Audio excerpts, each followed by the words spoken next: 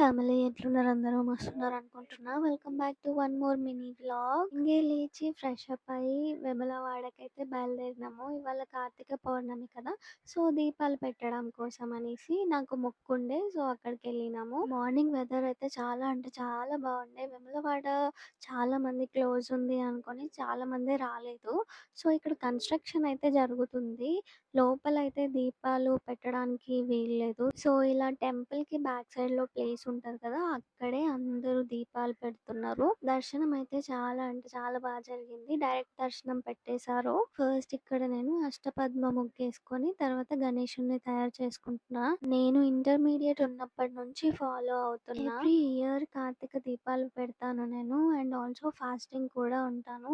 అరే ఏంటి 2,365 వత్తులు పెట్టింది అని అనుకుంటున్నారేమో. ఒకటి నాకు అండ్ ఆల్సో ఒకటి మా ఆయనకి. ఉసిరి దీపాలు 5 అండ్ ఆల్సో పిండి దీపాలు 5 పెట్టుకున్నాను. ఫైనల్ గా తాంబూలం పెట్టి నా దీపారాధన అయితే కంప్లీట్ చేసుకున్నా. Thank you for watching.